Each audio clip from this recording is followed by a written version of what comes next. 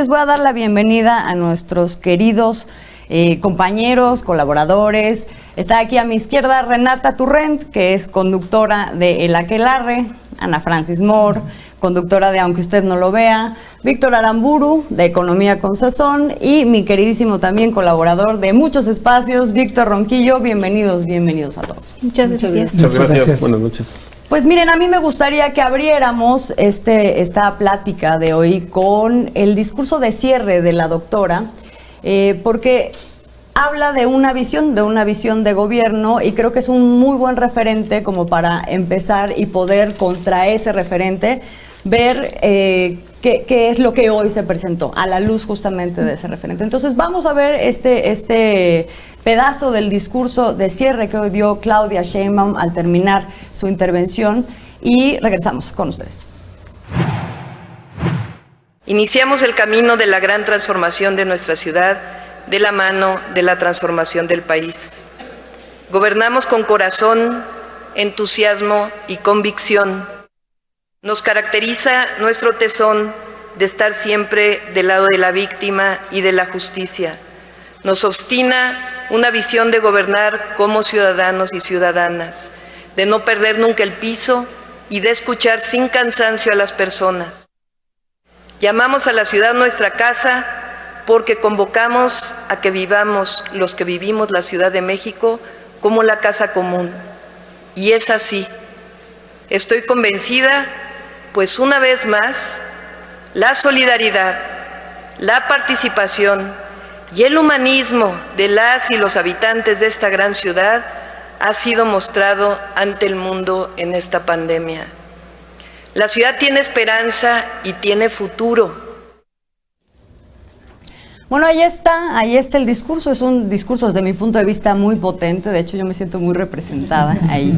Pero más allá de eso, o sea, si partimos del discurso como dos grandes ejes, uno quiénes somos, cómo nos concebimos, de dónde venimos, y el otro cómo entendemos entonces el ejercicio de gobierno, ya son como dos buenos referentes para entonces entrarle al tema de qué de ese discurso pudimos ver hoy en los resultados que se nos presentaron.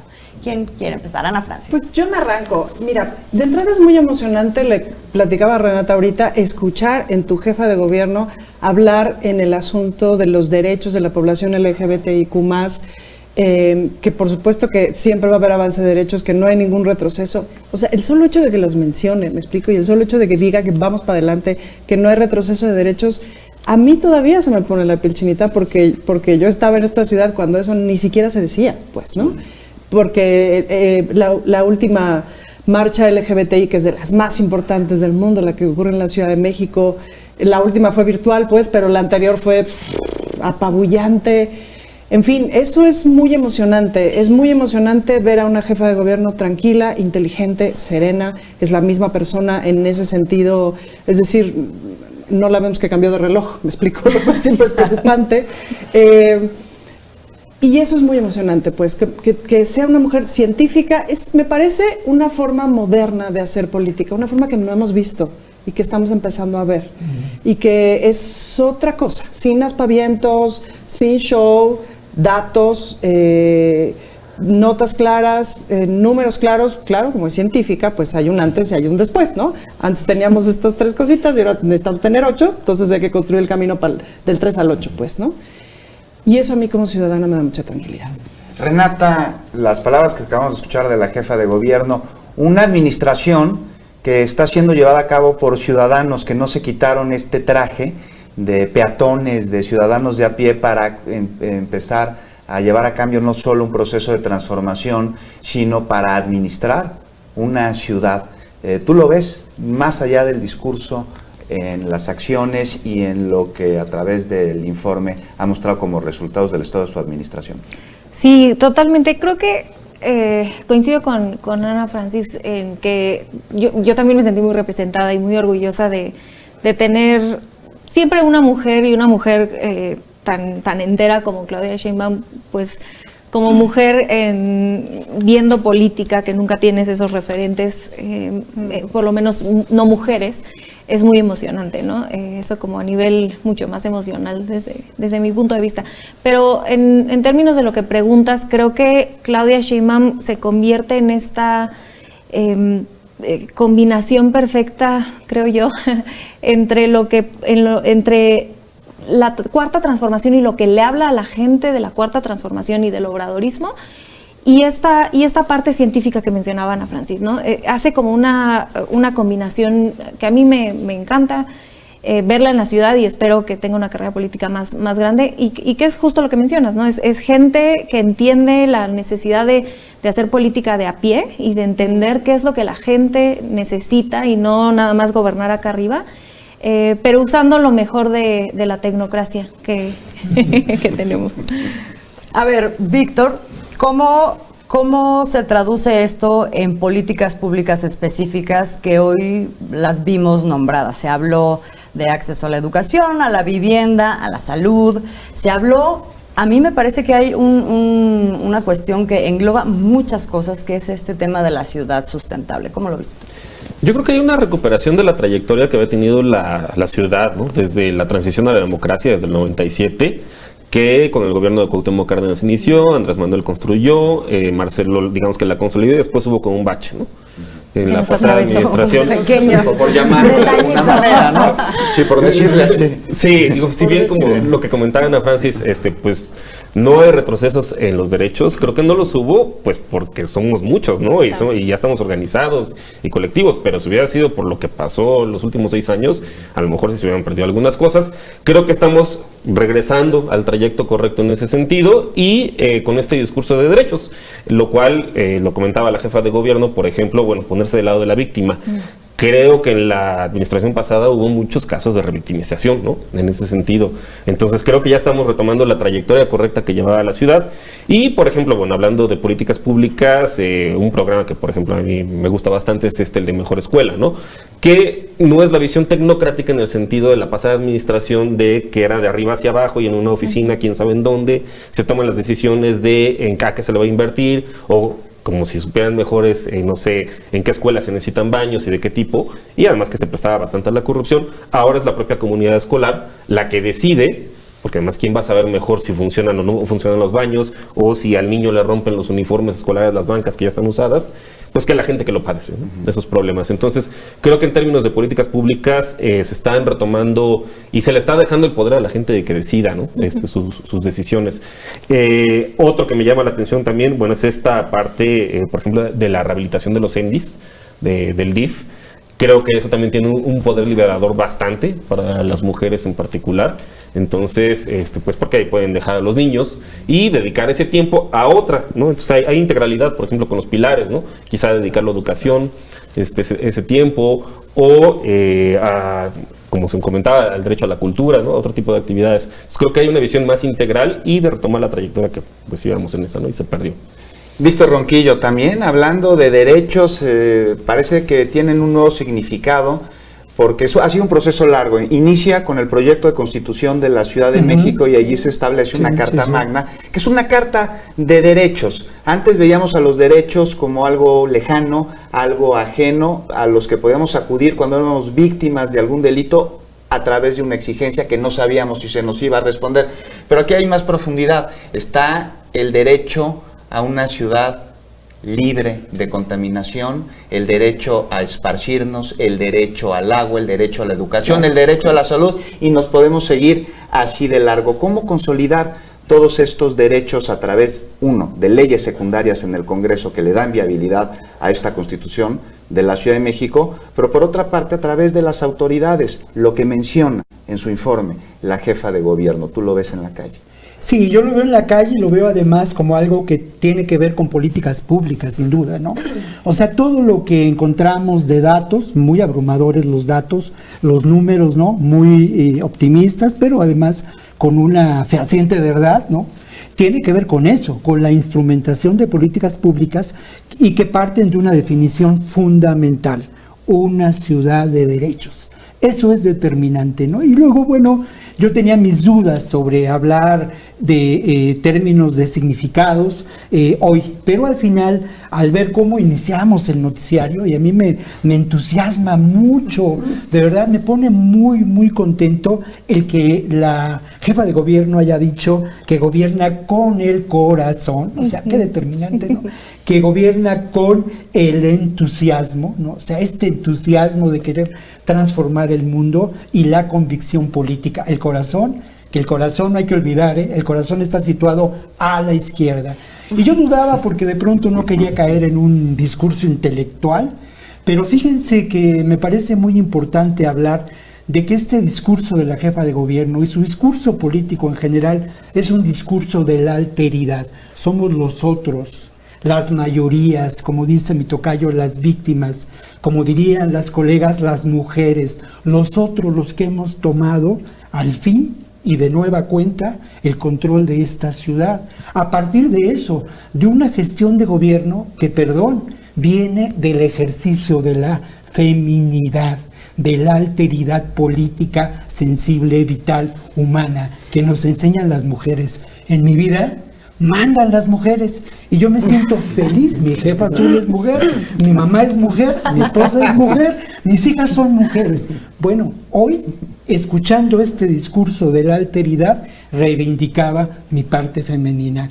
Yo dudaba de no hacer un discurso o una reflexión compartida con el público sobre estos temas y quizá irme más hacia lo político, quizá habrá ocasión de hacerlo, pero me parece que precisamente hay que reivindicar este ejercicio político del corazón, este ejercicio político del entusiasmo. Dice el maestro Sabina que hay que salir a defender todos los días el pan y la alegría, ¿no? El pan y la alegría, sí, así es. Yo estoy completamente de acuerdo contigo. Pero quiero regresar justamente a partir de lo que estás diciendo, Víctor. A mí me dio la impresión, o sea, se habla de una ciudad de derechos, una casa común, y se habla de todos estos derechos como una cuestión por la que se ha venido luchando, por la que se ha triunfado, pero que ahora entonces se asume desde el punto de vista del gobierno como una obligación de... ¿Lo notaron? Porque de ahí se desprenden un montón de cosas que desde mi punto de vista las hemos estado viendo así de manera fragmentada, pero que hoy de sopetón las pudimos ver todas juntas, ¿no? O sea, y por eso hablaba hace rato yo del tema de la sustentabilidad, porque se plantea desde un lugar muy, muy, muy amplio, no es nada más el tema del medio ambiente, o sea, es también la economía, es también la movilidad, es también poder apropiarse otra vez de los espacios públicos a partir de que, ¿cuáles son las cosas que a ustedes les llamaron la atención desde ese punto de vista, de lo que vivimos? Uy, pues mira, yo te diría que yo soy muy chilanga, es decir, conozco esta ciudad de arriba abajo, he dado función en prácticamente cualquier barrio de esta ciudad, la he recorrido en bicicleta, en metro, en todo, soy muy chilanga, amo esta ciudad. El espacio público es crucial y es fundamental. De las cosas más hermosas que yo recuerdo de este último año en cuestión del espacio público y del disfrute popular fue el partido de las Pumas, que fue la primera vez que las Pumas jugaron en el estadio de CU, ¿no? Y que fue así, y claro, y luego nos encerramos en la pandemia, lo cual es terrible, pues, ¿no? Y me parece que también es uno de los pendientes que resolver, pero no nada más a nivel de la Ciudad de México, sino del mundo entero, que es que las mujeres nos regresamos a la casa por la pandemia, y ahí hay una cosa que resolver, pero en fin. Pero en términos como del espacio público, creo que para las mujeres tiene que ir siendo una ganancia y cada vez una ganancia más grande y tiene que ir a pasos agigantados, porque hay tal grado de retraso en ese sentido.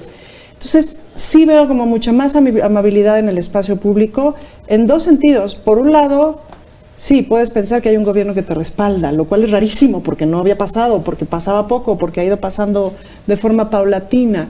Y por otro lado, bueno, en esta ciudad hay un movimiento feminista que ahí te encargo, del tamaño del mundo, pues. Y del cual vamos a hablar a profundidad en unos minutos. Ana Francis, pero sigue diciendo, por favor, porque no era para interrumpirte, sino solo para sumar. Es que me clavé en el asunto del espacio público y me quedé pensando en, por ejemplo, cómo está todo relacionado y cómo se está conectando. Es decir, el hecho de que haya más ciclovías en esta ciudad implica que estamos menos gordos, e implica que nos vamos a morir menos, porque ya vimos que nos estamos muriendo por obesos, por hipertensos, por diabéticos, ¿no? Etcétera, una serie de cosas que están conectadas. Me gusta que la conexión sea la ciencia, los números, las cifras. Me gusta que haya integralidad en esas conexiones. Me sorprendieron muchísimo los números de la violencia. Hay que ver cuál es la percepción, porque eso siempre es interesante. Mi percepción en lo personal es que al principio del sexenio de la jefa de gobierno hubo un subidón en la violencia, como que hay un acomodo chistosón, y luego sí empezó a haber como una bajada. Mi percepción también es, por ejemplo, que la cantidad de camionetas con guaruras, no sé si lo han visto, ha disminuido de forma radical, ¿no? Porque es que eran de funcionarios principalmente, sí, ¿no? Sí. Pero por donde yo me muevo, o sea, era de camioneta, coche, camioneta, coche, camioneta, coche, camioneta, ¿no? Sí. Y ahorita coche, camioneta, coche, o sea, ya sin tumbaburros los coches. Exacto. Ya sin tumbaburros. Y es parte de los privilegios que pues quedaron atrás, ¿sí? Es parte de la corrupción que tanto daño nos ha hecho, y su combate es precisamente el punto clave para poder alcanzar todos los logros en los que se están trabajando. Hay que hablar de corrupción, hay que hablar sobre cómo su combate ha ayudado a hacer un mejor lugar, una mejor ciudad. Y lo vamos a hacer después de una pausa, no se vaya. Renata, 25,000 millones de pesos que se rescataron de actos de corrupción y que se han dirigido a donde, pues de origen tendrían que haberse mandado. Eso es lo que dice la jefa de gobierno, es lo que está en el informe. ¿Es así? ¿Tú lo ves? Pues sí. Además de todo, creo que lo que decía yo al principio, entiende muy bien la necesidad de atender la corrupción como eje fundamental de su gobierno, ¿no? Y que la corrupción no solamente es me ahorro este dinero y lo llevo al sector salud, sino que, digamos, es transversal y empapa o afecta a cualquier sector. Y creo que tiene muy claro que tenía dos temas en los que no puede fallar, ¿no? Como jefa de gobierno. Y es la seguridad y el tema, probablemente el tema de mujeres, porque nos meteremos en otra ocasión ese tema y justamente se le pide más por ser mujer, ¿no? Pero ahí están a mí me impresionaron los datos de seguridad, y traigo aquí unos cuantos, pero el homicidio doloso bajó 57%. Los delitos de alto impacto 50%, el robo a negocios 64%, el robo en microbús con violencia o en metro 84%, 72% respectivamente. Es brutal, y un poco lo que decía Ana Francis ahorita de la percepción. Recordemos que la percepción del crimen se tarda un poco, ¿no? No va a la par. Ya bajó el robo a negocios 40% e instantáneamente la gente lo siente, porque si te asaltaron hace 6 meses todavía sientes que te asaltaron hace muy poquito. Entonces eso trae un rezago en la percepción, pero estos números son alentadores. Y que estos números no hubieran podido suceder sin el combate a la corrupción, no solamente con cuestiones de dónde se recupera dinero y ese dinero a dónde se baja, claro, sino que además de todo, estos crímenes claramente tenían para que se pudieran lograr, tenían cierta configuración, digámosle así, con las autoridades. Colusión. No quisiera ya, pero ya que lo dices. Que claramente se está atendiendo vamos a ver qué pasa con las policías, cómo subimos los sueldos, y vamos a ver qué sucede en el MP, qué está pasando. No es solamente la cuestión del dinero. Y me guardo el tema de las mujeres. Sí, ahora volvemos con ese tema, pero yo quiero retomar esto que estás diciendo, porque es muy importante no solamente identificar qué se hace con el dinero que se recupera, sino justamente como hacia dónde va de manera transversal el combate a la corrupción, y tiene que ver también con la dignificación, claro, de la función pública. ¿Cómo vamos ahí? ¿Cómo lo sienten? ¿De dónde venimos y en dónde estamos? Víctor Ronquillo. Mira, a mí me parece importante señalar que además, en ese sentido que mencionas de dignificación de la función pública, hay una imbricación del gobierno en todas sus acciones. Los programas no van paralelos, los programas concurren. Hablamos de seguridad y a la vez hablamos de bienestar humano, y hablamos de inseguridad y hablamos de desarrollo sustentable de los barrios. O sea, y hablamos del derecho a la educación. Esto me parece muy importante, y me parece que hay que observarlo, ya lo mencionaba yo en relación a la función del Estado, ¿no? En otra ocasión. Aquí hay una nueva función del Estado que opera en favor del bienestar. En cuanto a la dignificación de la función pública, bueno, a mí hace algunas semanas trabajamos un tema que tenía que ver con el narcomenudeo, ¿no? Y por tal tema, bueno, pues platiqué yo con veteranos de la policía, ¿no? Y algunos de ellos ya pensionados y todo esto. Entonces ellos sienten que en ese sentido ahora se da un lugar diferente, ¿no? Obviamente la pandemia ha traído una realidad devastadora en muchos ámbitos, pero creo que hay en ese sentido algo que también es muy importante destacar, una ética de servicio, una ética que el funcionario asume. Y es una ética que es desde la izquierda y que va en el sentido de no operar en favor de la ganancia propia. El gobierno del Estado de México, de la Ciudad de México, no es un gobierno que funciona como un Estado narco, como un Estado corruptor, como un Estado mafioso. Es una maquinaria que intenta funcionar y servir en favor de los ciudadanos. Ojo, no es fácil desmontar una maquinaria que lamentablemente en el sexenio anterior acusó graves problemas de corrupción en tres ámbitos, pero bueno, voy a mencionar solamente dos fundamentales, en el ámbito de lo policíaco y de la seguridad pública y en el ámbito precisamente, y aquí lo hemos documentado, del derecho a la vivienda, ¿no? Justo sobre esto, Víctor Aramburu, hablábamos de derechos, ahora hablamos de corrupción, los primeros no son posibles si no se combate al segundo. El Instituto de Vivienda de la Ciudad de México, que era, pues, por llamarlo de alguna manera, nido de coyotes, ¿no? O sea, de ratas. Sí, ¿qué pasó ahí? O sea, un instituto en el que tramitaban el acceso a estas viviendas coludidos con los funcionarios y que ahora ha dado un giro, pues, por ahí dicen de 180 grados, no, porque de 360 es cuando da la vuelta. Sí, no, ese es el lugar común. Pero como lo del Instituto de la Vivienda, me gustaría hablarlo contigo, Víctor, porque es como muy emblemático del combate a la corrupción en la Ciudad de México. Sí, pues está el tema, ¿no? Finalmente del sismo del 2017, que pues había un fondo en el cual pues no veíamos los avances, ¿no? Estoy pensando, por ejemplo, en el multifamiliar de Tlalpan, que no se veía, y luego está también este tema de la sustentabilidad, que no solamente es ambiental, ¿no? Sino también es social. Estaba incrementando el grado de conflictividad en general en la ciudad. También este tema que comentaba Ana Francis, ¿no? Que ya no se ven tantos guardaespaldas o coche y guardaespaldas, que eso también en última instancia genera conflictividad y afecta en contra de la sustentabilidad. Creo que hay justamente una estrategia integral de combate a la corrupción, a la gran y a la pequeña, ¿no? Por un lado está la gran, donde ya se han comentado respecto a las órdenes de aprehensión que varios exfuncionarios de la pasada administración pues traen detrás, ¿no? Y varios andan prófugos por una parte, pero también a la de abajo. O sea, la de abajo también se combate con otro tipo de estrategias que comentaban, por ejemplo, una puede ser la digitalización. Entonces, en la medida en la cual los ciudadanos no tengamos que ir necesariamente a una oficina de gobierno y el coyote, etcétera, sino que la mayoría de los trámites ya los podamos hacer en línea, o varios de esos, eso reduce la probabilidad de corrupción, ¿no? De que de por ahí nos agarran. Y lo otro también es el incentivo, como comentaba mi tocayo, ¿no?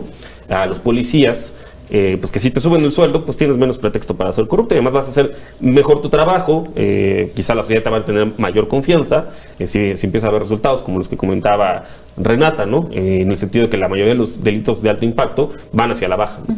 Entonces, en ese sentido, pues también hay una redignificación del servicio público, ¿no? Del policía, que es con el que tenemos mayor contacto y que a nivel nacional, de acuerdo con el INEGI, con la encuesta nacional de calidad e impacto gubernamental, es no solamente en esta entidad, pero en todas las entidades federativas el mayor problema. La seguridad pública y también el contacto con los ministerios públicos. El contacto, la ventanilla, que de alguna manera, sí, se ha venido. A mí me llama mucho la atención y me parece muy importante justamente hablar del tema de la tecnología como una cosa y la innovación como dos situaciones que han permitido y que han sido transversales y han permitido eficientar el gobierno en muchos ámbitos, que justamente le pegan a la corrupción, pero también le pegan a la posibilidad de establecer un diálogo entre lo que hace el gobierno y la ciudadanía, esta cuestión de los datos abiertos, la simplificación de un montón de trámites que no solamente tocan el tema de la corrupción, sino también una calidad de vida para los ciudadanos que en una ciudad que es muy, muy, muy poblada y en la que estás facilitando un montón de cosas. El tema de la tecnología, Ana Francis. Pues, otra vez, científica. Gracias. Científica. Entonces, en ese sentido te ahorra muchísimos pasos. Te voy a poner un ejemplo muy concreto. Si tú tienes un teatro, como es mi caso, pues, ¿no? Para dar una función hay 3 billones de trámites previos, pues, ¿no? Y sin duda estamos en ese camino de eficientar todos esos procesos. Ahora, yo ahí veo un problema que tiene que ver con la relación con las alcaldías, porque las alcaldías son otra cosa. Entonces, en ese sentido, a la hora de la operatividad cotidiana, no necesariamente el gobierno local es más poderoso que, o sea, el gobierno de la ciudad no necesariamente es más poderoso que el gobierno de la alcaldía. El central y el de la alcaldía. El central y el de la alcaldía. Ahí hay un gap que todavía es importante como echar para adelante. Pero sin duda ha habido una eficientización en una serie de procesos que eran así de por amor de Dios tenía yo que traer hasta la carta a Santa Claus y ahorita nomás te metes a internet y ya estás, pues, ¿no?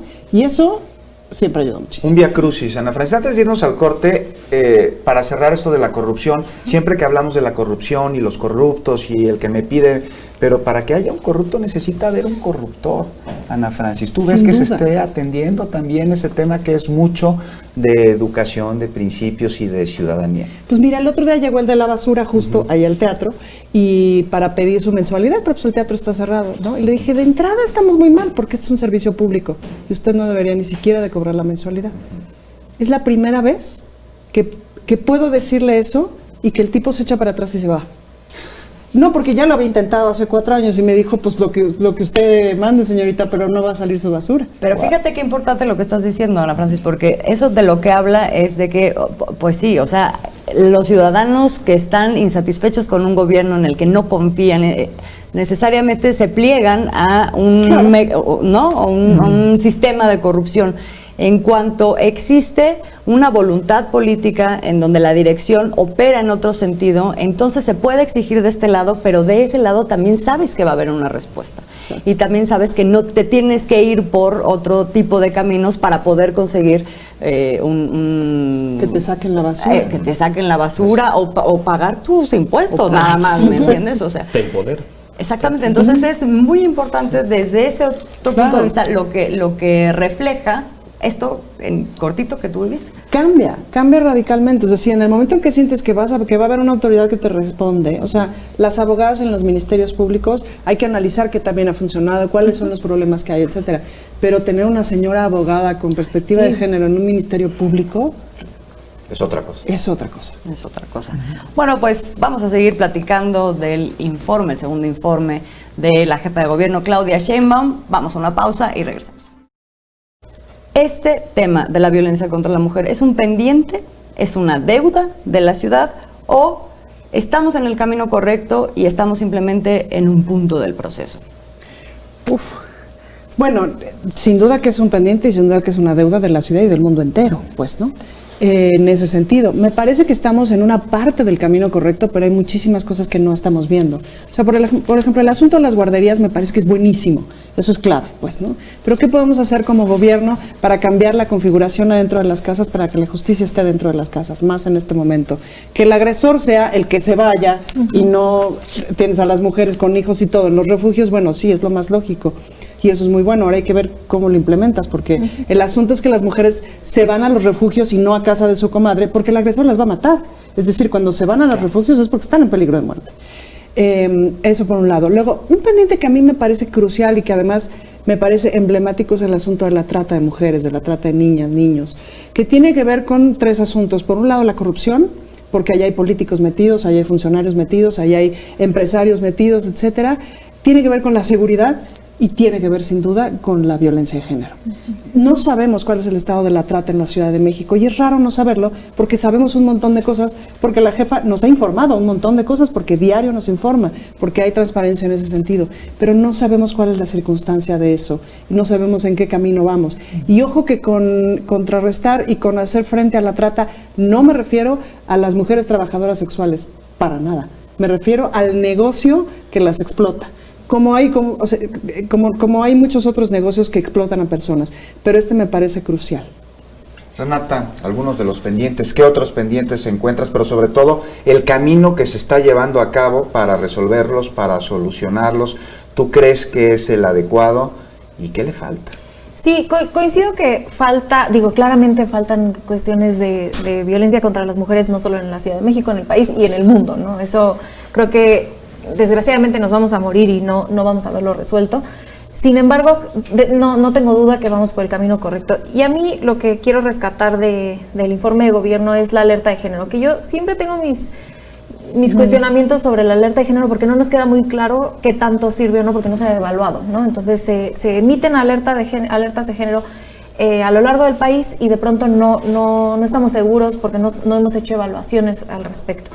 Sin embargo, la alerta de género que presenta la doctora Claudia Sheinbaum el año pasado es diferente porque no es la que pide Gobernación por medio de la CNDH, de la Comisión Estatal, sino es una alerta de género que ella genera, y esa es una acción política muy fuerte. Entonces sí hay una diferencia entre que te obliguen a hacer una alerta de género, que se puede discutir si sirven o no sirven, a yo, jefa de gobierno, decir, tenemos un problemón de género, vamos a hacer nuestra propia alerta de género, y ahí están las 3 acciones que junto con el Congreso se pasaron, ¿no? La ley Olimpia, el banco de ADN y el tema de los agresores sexuales, y ahora anuncia la nueva iniciativa que es los agresores se van casi siempre son hombres, por eso hablo en masculino, se van de la casa y no la víctima. Entonces creo que en ese sentido el mensaje político que da la doctora Sheinbaum es muy poderoso, y por eso creo que vamos en buen camino. Sí, a grandes rasgos, para dar espacio, creo que es un buen camino. Falta por hacer, por supuesto que falta por hacer. Nada más para tocar, creo que otro tema fundamental que hace la doctora es dejar el ambiente político que genera para poder protestar. No es lo mismo, y aquí todo de volada la CNDH, ¿no? No es lo mismo, y nos hemos dado cuenta, ha sido clarísima la diferencia de cómo se protesta en la Ciudad de México y cómo se protesta en Guanajuato, cómo se protesta en el Estado de México, cómo se protesta en Jalisco, en el resto del país. Y ese profundo respeto a la protesta es algo que se le tiene que reconocer a la Ciudad de México como parte fundamental de que cualquier movimiento político tiene un espacio de gestación en la Ciudad de México. Yo no nada más me quedaría en cómo reacciona este gobierno frente a la protesta, en términos de dejarlas protestar, sino qué respuesta se le ha dado a eso, claro, en relación a cómo ha sucedido esto mismo en otros estados.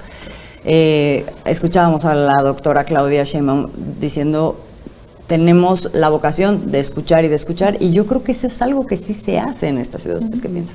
Sí, mira, yo creo que es fundamental el abrir ese espacio a la protesta, pero me parece que hay un reconocimiento a algo que es muy importante, ¿no? No hay duda de que el feminismo como tal es un movimiento filosófico que ha transformado al mundo, de verdad lo ha transformado. En sus inicios, en los 20s, 40s, en los 60s, de manera determinante, cambia nuestra visión del mundo.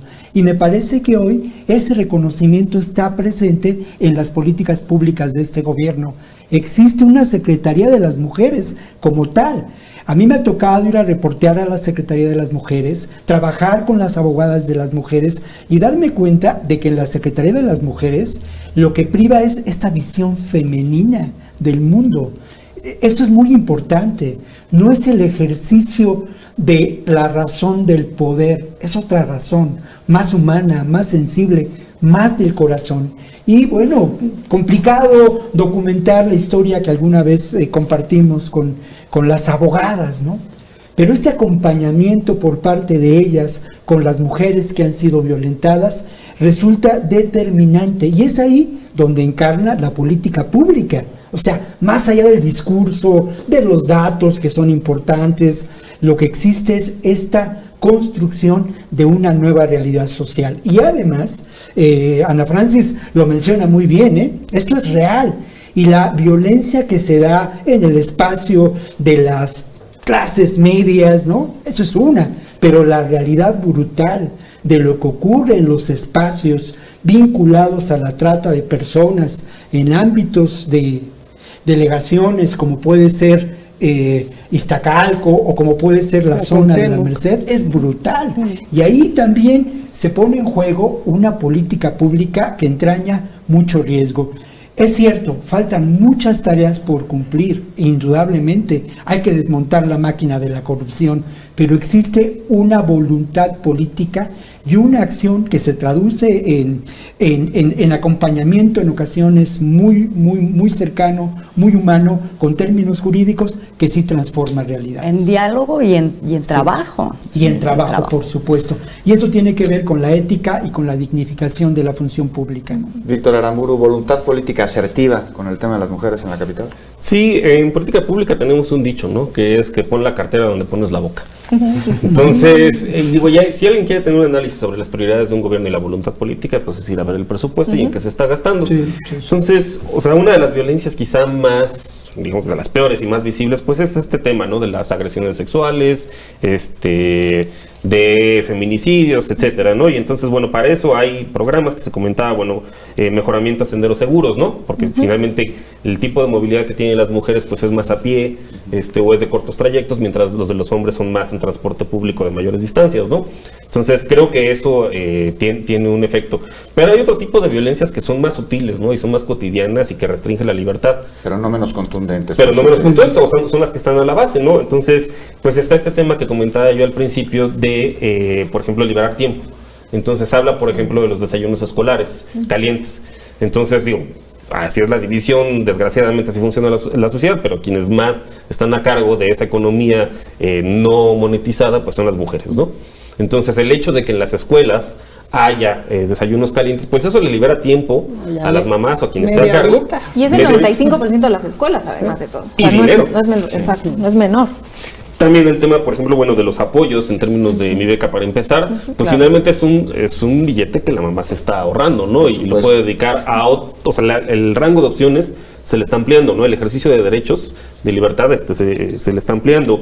Se comentaba, bueno, por ahí también esta parte de uniformes, incluso el mejoramiento al transporte público, pensando en cuestiones de movilidad corta, hacia la escuela, hacia la casa, etcétera, o las becas, por ejemplo, de los pilares, eso también incrementa en última instancia. Una visión muchísimo más amplia, Víctor, porque luego pues la gente se quedó con que vandalizaron el ángel de la independencia, que no es un ángel, es una victoria, y no puede existir victoria en México cuando a las mujeres les cortan las alas. Ana Francis, para concluir esta transmisión. La respuesta en la pandemia me parece que ha sido remarcable, es decir, esto hubiera podido ser un horror, y no lo fue, como lo fue el sismo del 2017, que fue un horror. Renata. Me siento muy tranquila de tener una jefa de gobierno así, le deja unos zapatos enormes al siguiente o la siguiente jefa de gobierno y ojalá que su carrera política siga muy alto. Víctor Ronquillo. Bueno, pues yo mira, de verdad que estos últimos segunditos los quiero aprovechar con un reconocimiento a Capital 21, al Canal 21, a nuestra casa de trabajo, porque hoy la ¿Vieron que jefa habló de gobierno nosotros? sí, habló de nosotros y habló muy bien y dijo, y voy a citar algo que me parece fundamental: han logrado que la tele pública sea cada vez más televisión pública. Habló de que hemos logrado aumentar el 25% de la producción y ojo, 190% nuestro rating. Eso es un trabajo. Estamos aquí, Víctor. Así que pues yo creo que la capitana ya enderezó el barco hacia la trayectoria correcta, ¿no? Entonces, pues vamos bien. Salvó el barco y se supo hacer de marineros. Así es. Eso. Pues nos tenemos que despedir. Muchas gracias por habernos acompañado.